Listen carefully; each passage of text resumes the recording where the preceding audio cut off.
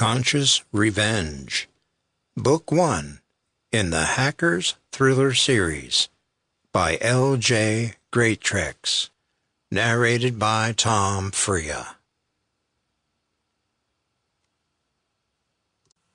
Chapter 1. When I first heard the thunder, I didn't realize the implication.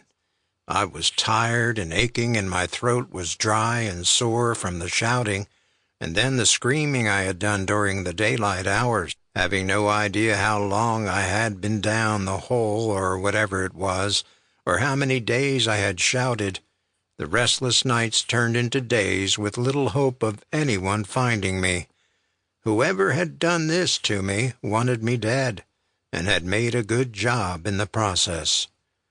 It took several moments following the downpour of rain for me to get the picture.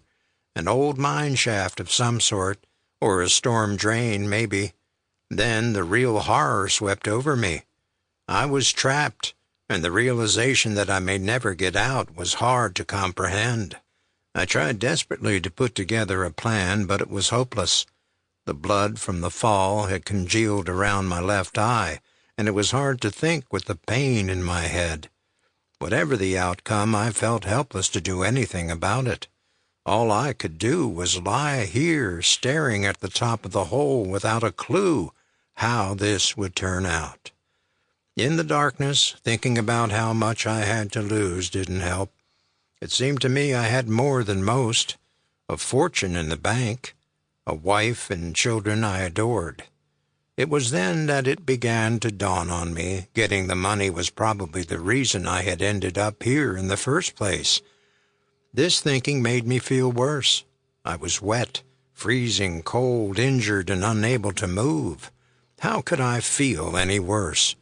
Then the thought of drowning or being buried alive occurred to me.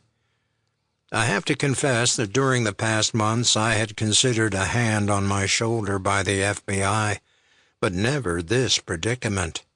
I tried to give myself the advice I would have given to anyone else in my situation, but nothing would sink in.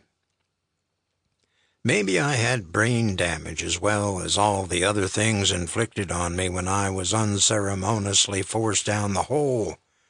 I drifted in and out of consciousness. It was then that the loud clap of thunder startled me, and water started to rise all around me. I wanted to pray, but in the light of my past misdemeanors, I thought better of it. Even the Almighty could not help me now.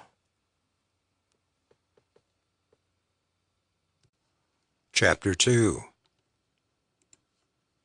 The afternoon of the 30th October, 2011, was when the rot set in.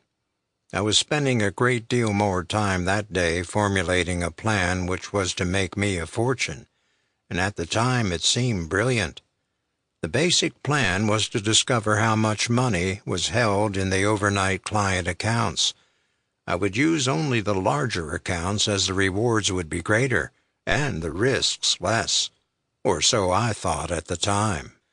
Working hard in the day, I was also busy taking note of my clients who had their daily surplus cash transferred overnight into overseas currency accounts. These accounts were set up by investment bankers like me, using the highest yield exchange rates around the world, buying when the rates were low, and selling when they were at their highest. Moving money was the name of the game, and there were some smart movers at Gerard and Fortuna plc, for whom I had worked diligently over the last 15 years, but now I wanted a share of the action without risking my own money. The process I considered best would take some time to work out, as the speed at which my computer program would have to work would be of the essence. Due to the rise and fall in the markets with little notice, only the very astute could keep a grip on the comings and goings, and I considered myself to be one of them. I would sit each day following the markets and trying to perfect my plan. Getting rich quick, using someone else's money, was too good to pass up. Writing the computer program would take some time, but the rewards I knew would be high. Sample complete. Ready to continue?